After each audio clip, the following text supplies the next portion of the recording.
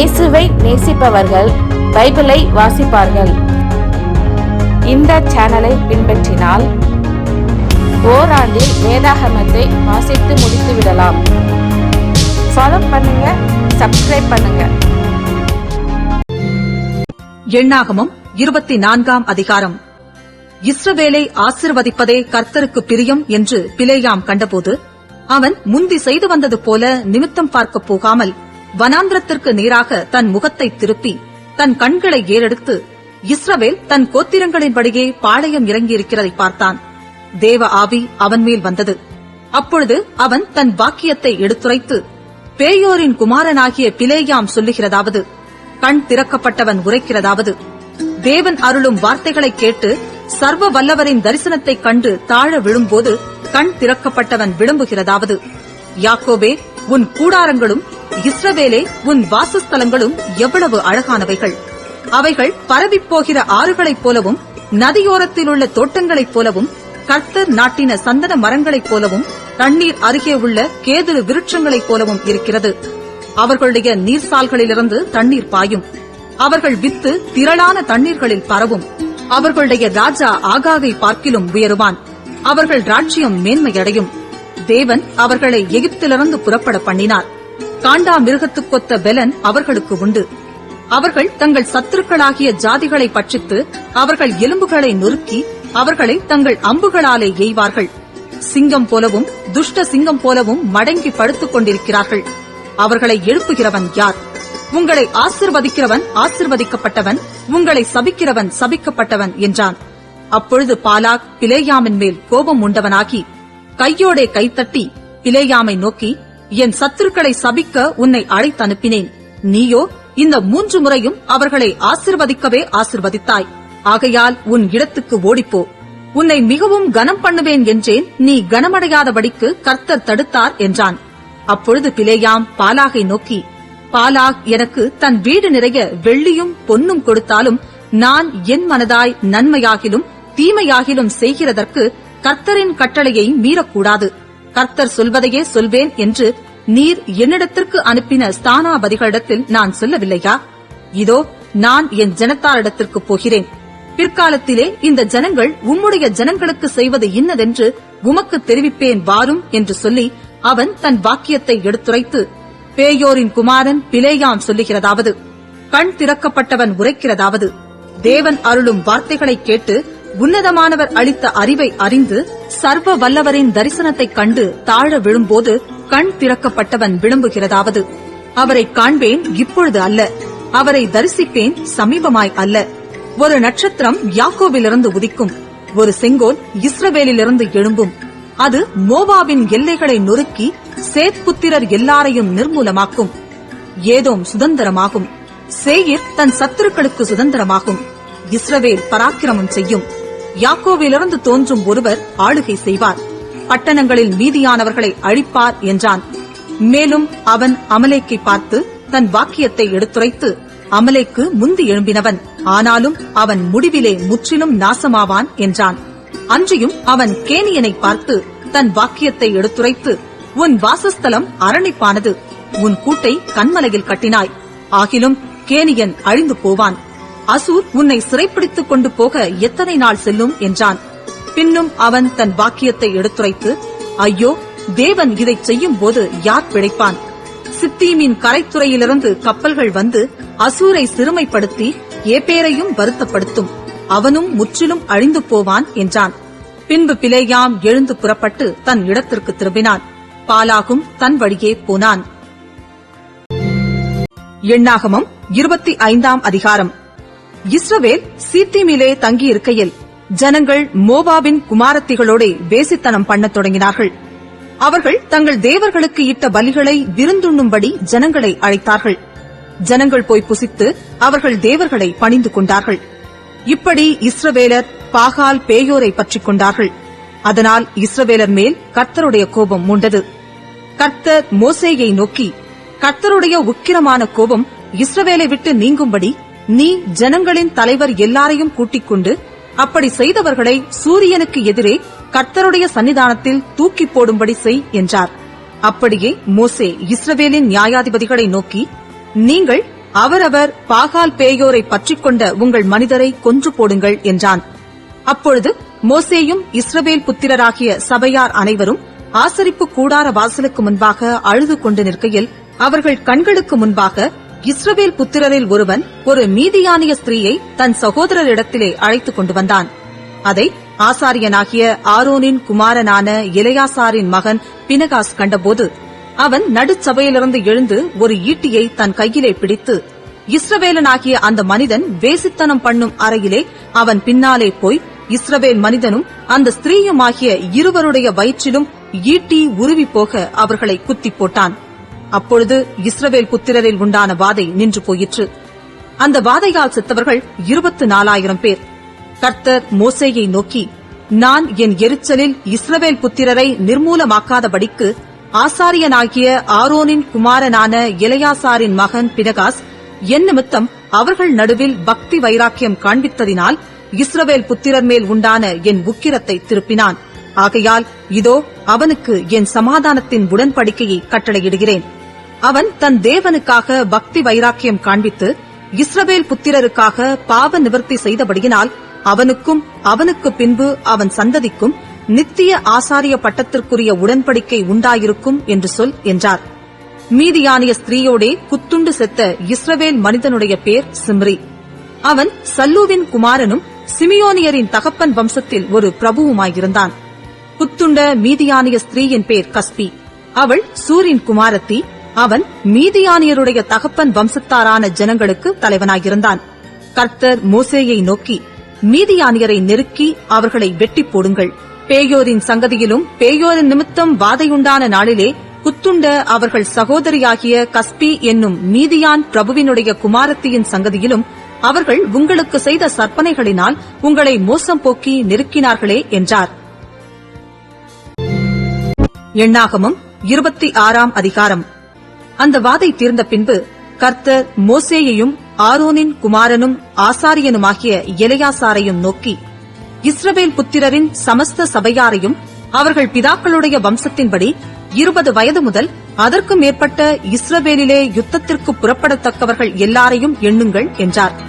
அப்பொழுது மோசேயும் ஆசாரியனாகிய எலெயாசாரும் எரிகோவின் அருகே இருக்கும் யோர்தானுக்கு இப்பாலே மோவாபின் சமனான வெளிகளிலே அவர்களோட பேசி, கர்த்தர் மோசேக்கும் எகிப்து தேசத்திலிருந்து புறப்பட்ட இஸ்ரவேல் புத்திரருக்கும் கட்டளையிட்டிருக்கிறபடியே 20 வயது முதற்கொண்டிருக்கிறவர்களை எண்ணுங்கள் என்றார்கள். ரூபன் இஸ்ரவேலின் மூத்த குமாரன். ரூபனுடைய குமாரர் ஆனோக்கியர் குடும்பத்துக்கு தகப்பனான ஆனோக்கும், பல்லூவியர் குடும்பத்துக்கு தகப்பனான பல்லூவும், எஸ்ரோனியர் குடும்பத்துக்கு தகப்பனான எஸ்ரோனும், கர்மியர் குடும்பத்துக்கு தகப்பனான கர்மியுமே. இவைகளே ரூபனியரின் குடும்பங்கள். அவர்களில் எண்ணப்பட்டவர்கள் 43,730 பேர். பல்லூவின் குமாரன் எலியாப். எலியாபின் குமாரர் நேமுவேல், தாத்தான், அபிராம் என்பவர்கள். இந்த தாத்தான், அபிராம் என்பவர்களே சபையில் பேர் பெற்றவர்களாயிருந்து கர்த்தருக்கு விரோதமாக போராட்டம் பண்ணி கோராகின் கூட்டாளிகளாகி மோசேக்கும் ஆரோனுக்கும் விரோதமாக விவாதம் பண்ணினவர்கள். பூமி தன் வாயை திறந்து அவர்களையும் கோராகையும் விழுங்கினதினாலும் அக்கினி 250 பேரை பட்சித்ததினாலும் அந்த கூட்டத்தார் செத்து ஒரு அடையாளமானார்கள். கோராகின் குமாரரோ சாகவில்லை. சிமியோனுடைய குமாரரின் குடும்பங்களாவன: நேமுவேலின் சந்ததியான நேமுவேலரின் குடும்பமும், யாமினின் சந்ததியான யாமினியரின் குடும்பமும், யாகீனின் சந்ததியான யாகீனியரின் குடும்பமும், சேராகின் சந்ததியான சேராகியரின் குடும்பமும், சவுலின் சந்ததியான சவுலியரின் குடும்பமுமே. இவைகளே சிமியோனியரின் குடும்பங்கள். அவர்கள் 20,200 பேர். காத்துடைய குமாரரின் குடும்பங்களாவன: சிப்போனின் சந்ததியான சிப்போனியரின் குடும்பமும், ஆகியின் சந்ததியான ஆகியரின் குடும்பமும், சூனியின் சந்ததியான சூனியரின் குடும்பமும், ஒஸ்னியின் சந்ததியான ஒஸ்னியரின் குடும்பமும், ஏரியின் சந்ததியான ஏரியரின் குடும்பமும், ஆரோதின் சந்ததியான ஆரோதியரின் குடும்பமும், அரேலியின் சந்ததியான அரேலியரின் குடும்பமுமே. இவைகளே காத் புத்திரரின் குடும்பங்கள். அவர்களில் எண்ணப்பட்டவர்கள் 40,500 பேர். யூதாவின் குமாரர் ஏர், ஓனான் என்பவர்கள். ஏரும் ஓனானும் கானான் தேசத்தில் செத்தார்கள். யூதாவுடைய மற்ற குமாரரின் குடும்பங்களாவன: சேலாவின் சந்ததியான சேலாவியரின் குடும்பமும், பாரேசின் சந்ததியான பாரேசியரின் குடும்பமும் சேராவின் சந்ததியான சேராவியரின் குடும்பமுமே. பாரேசுடைய குமாரரின் குடும்பங்களாவன. எஸ்ரோனின் சந்ததியான எஸ்ரோனியரின் குடும்பமும் ஆமூலின் சந்ததியான ஆமூலியரின் குடும்பமுமே. இவைகளே யூதாவின் குடும்பங்கள். அவர்களில் எண்ணப்பட்டவர்கள் 76,500 பேர். இசக்காருடைய குமாரரின் குடும்பங்களாவன. தோலாவின் சந்ததியான தோலாவியரின் குடும்பமும் பூவாவின் சந்ததியான பூவாவியரின் குடும்பமும் யாசூபின் சந்ததியான யாசூபியரின் குடும்பமும் சிம்ரோனின் சந்ததியான சிம்ரோனியரின் குடும்பமுமே. இவைகளே இசக்காரின் குடும்பங்கள். அவர்களில் எண்ணப்பட்டவர்கள் 64,300 பேர். செபுலோனுடைய குமாரரின் குடும்பங்களாவன.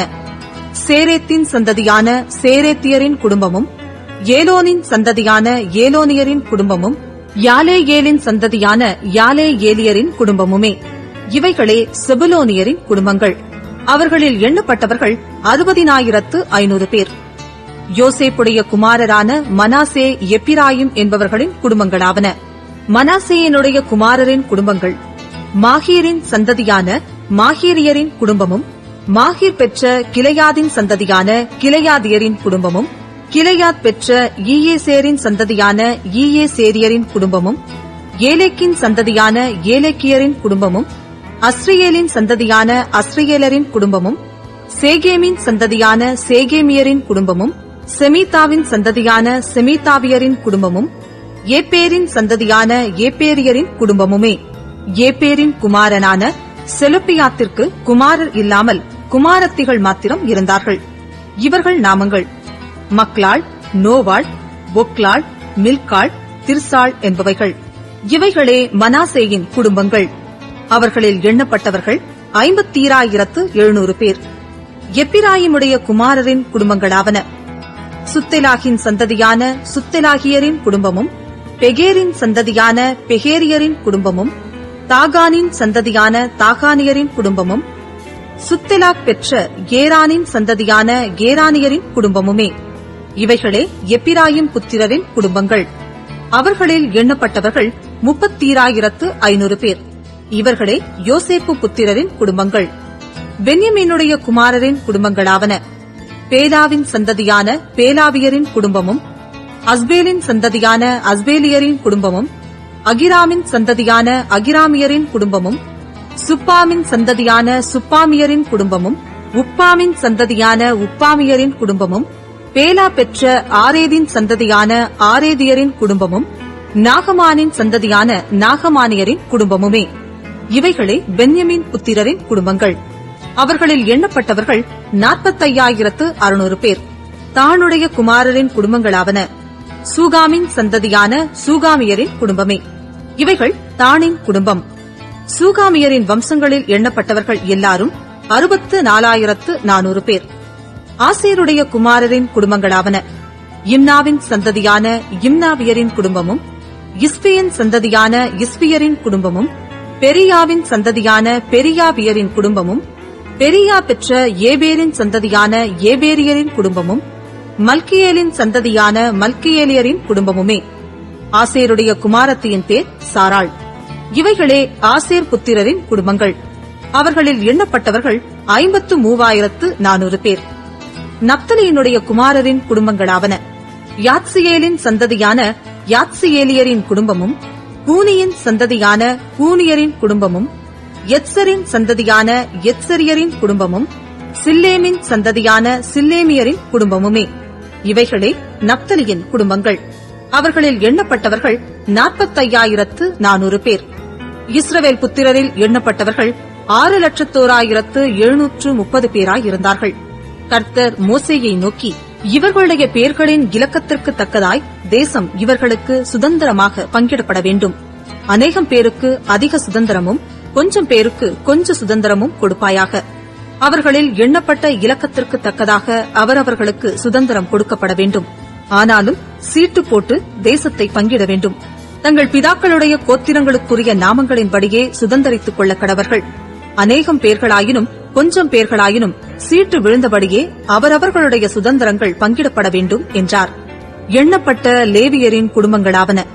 கெர்சோனின் சந்ததியான கெர்சோனியரின் குடும்பமும் கோகாத்தின் சந்ததியான கோகாத்தியரின் குடும்பமும் மெராரியின் சந்ததியான மெராரியரின் குடும்பமும், லேவியின் மற்ற குடும்பங்களாகிய லிப்னியரின் குடும்பமும், எப்ரோனியரின் குடும்பமும், மகளியரின் குடும்பமும், மூசியரின் குடும்பமும், கோராகியரின் குடும்பமுமே. கோகாத் அம்ராமை பெற்றான். அம்ராவுடைய மனைவிக்கு யோகபேத் என்று பேர். அவள் எகிப்திலே லேவிக்கு பிறந்த குமாரத்தி. அவள் அம்ராமுக்கு ஆரோனையும் மோசேயையும் அவர்கள் சகோதரியான மிரியாமையும் பெற்றாள். ஆரோனுக்கு நாதாபும் அபியூவும் எலெயாசாரும் இத்தாமாரும் பிறந்தார்கள். நாதாபும் அபியூவும் கர்த்தருடைய சன்னதியில் அந்நிய அக்கினியை கொண்டு வந்தபோது செத்துப்போனார்கள்.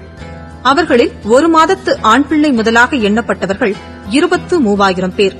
இஸ்ரவேல் புத்திரரின் நடுவே அவர்களுக்கு சுதந்திரம் கொடுக்கப்படாதபடியினால் அவர்கள் இஸ்ரவேல் புத்திரரின் இலக்கத்திற்கு உட்படவில்லை. மோசேயும் ஆசாரியனாகிய எலெயாசாரும் எரிகோவின் அருகே இருக்கும் யோர்தானுக்கு இப்பாலே மோவாபின் சமனான வெளிகளில் இஸ்ரவேல் புத்திரரை எண்ணுகிறபோது இருந்தவர்கள் இவர்களே. முன்பு மோசேயும் ஆசாரியனாகிய ஆரோனும் சீனாய் வனாந்திரத்தில் இஸ்ரவேல் புத்திரரை எண்ணும்போது இருந்தவர்களில் ஒருவரும் இவர்களுக்குள் இல்லை. வனாந்திரத்தில் சாகவே சாவார்கள் என்று கர்த்தர் அவர்களை குறித்து சொல்லியிருந்தார். எப்புன்னேயின் குமாரனாகிய காலேபும் நூனின் குமாரனாகிய யோசுவாவும் தவிர வேறொருவரும் அவர்களில் மீதியாயிருக்கவில்லை. சங்கீதம் 98. கர்த்தருக்கு புதுப்பாட்டை பாடுங்கள். அவர் அதிசயங்களை செய்திருக்கிறார். அவருடைய வலது கரமும் அவருடைய பரிசுத்த புயமும் ரட்சிப்பை உண்டாக்கினது. கர்த்தர் தமது ரட்சிப்பை பிரஸ்தாபமாக்கி தமது நீதியை ஜாதிகளுடைய கண்களுக்கு முன்பாக விளங்க பண்ணினார். அவர் இஸ்ரவேல் குடும்பத்துக்காக தமது கிருபையையும் உண்மையையும் நினைவு கூர்ந்தார். பூமியின் எல்லைகளெல்லாம் நமது தேவனுடைய ரட்சிப்பை கண்டது. பூமியின் குடிகளே, நீங்கள் எல்லாரும் கர்த்தரை நோக்கி ஆனந்தமாய் ஆர்ப்பரியுங்கள். முழக்கமிட்டு கம்பீரமாய் பாடுங்கள். சுரமண்டலத்தால் கர்த்தரை கீர்த்தனம் பண்ணுங்கள். சுரமண்டலத்தாலும் கீத சத்தத்தாலும் அவரை கீர்த்தனம் பண்ணுங்கள். கர்த்தராகிய ராஜாவின் சமூகத்தில் பூரிகைகளாலும் எக்கால சத்தத்தாலும் ஆனந்தமாய் ஆர்ப்பரியுங்கள். சமுத்திரமும் அதன் நிறைவும் பூச்சக்கரமும் அதன் குடிகளும் முழங்குவதாக. கர்த்தருக்கு முன்பாக ஆறுகள் கைகொட்டி பர்வதங்கள் ஏகமாய் கம்பீரித்து பாடக்கடவது. அவர் பூமியை நியாயம் தீர்க்க வருகிறார். பூலோகத்தை நீதியோடும் ஜனங்களை நிதானத்தோடும் நியாயம் தீர்ப்பார்.